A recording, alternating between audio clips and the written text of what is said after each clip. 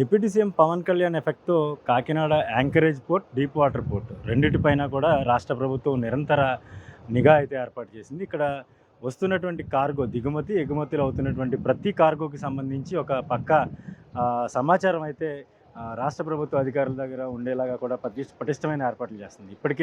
ఎప్పుడైతే పవన్ కళ్యాణ్ వచ్చి ఇక్కడ పర్యవేక్షించారో గత నెల 29న వచ్చి కాకినాడ పోర్ట్‌లో సీపోర్ట్ యాంకరేజ్ పోర్ట్‌లో బియ్యం ఎగుమతులపై పూర్తి నిఘా పెట్టారు. అప్పటి నుంచి కూడా యాంకరేజ్ పోర్ట్‌లో అయితే 3 చెక్ పోస్టులను ఏర్పాటు చేశారు. తాజాగా ఈరోజు అంటే శనివారం ఇక్కడ డీప్ వాటర్ పోర్ట్‌కి సంబంధించి కూడా ఎక్కడి వస్తున్న సరుకు ఎక్కడి నుంచి వస్తుంది, ఎక్కడికి వెళ్తుందనే దాని మీద కూడా, వెళ్తున్నటువంటి సరుకు ఏంటనే దాని మీద కూడా పూర్తి స్థాయిలో ప్రత్యక్షమైన నిఘా ఏర్పాటు చేసింది. ఇక్కడ చెక్ పోస్ట్ ఏర్పాటు చేయడం జరిగింది. చెక్ పోస్ట్‌కి సంబంధించి రాష్ట్ర ప్రభుత్వం ఆధీనంలో ఉంటుంది.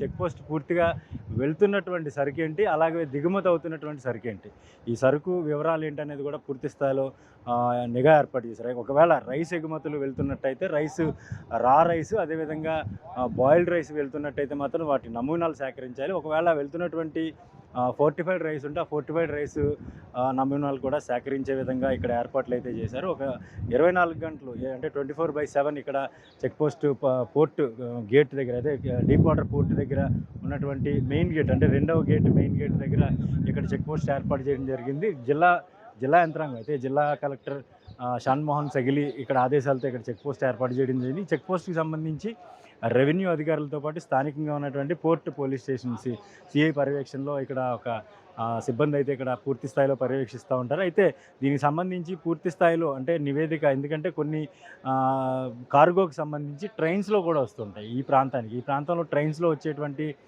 సరుకు ఏదైతే ఉంటుందో ఆ ట్రైన్స్లో వచ్చే సరుకు కూడా క్షుణ్ణంగా తనిఖీ చేసేలాగా కూడా ఈ చెక్ పోస్టులని మరింత భవిష్యత్తులో పెంచే అవకాశం కూడా స్పష్టంగా కనిపిస్తోంది. ఏదైనప్పటికీ ఇప్పటికైనా సరే ఈ బియ్యం ఎగుమతులకు సంబంధించి ఏమన్నా అంటే అక్రమ రేషన్ బియ్యాన్ని అక్రమంగా ఏమన్నా ఎగుమతి చేస్తున్నారా అనేది కూడా పరిశీలించేందుకు మాత్రం నిరంతర నిఘా ఏర్పాటు చేసి పూర్తిగా ఈ రేషన్ బియ్యం ఎగుమతులు ఇక్కడి నుంచి కట్టడి చేసే ప్రయత్నం అయితే రాష్ట్ర ప్రభుత్వం చేపట్టిందనే చెప్పాలి.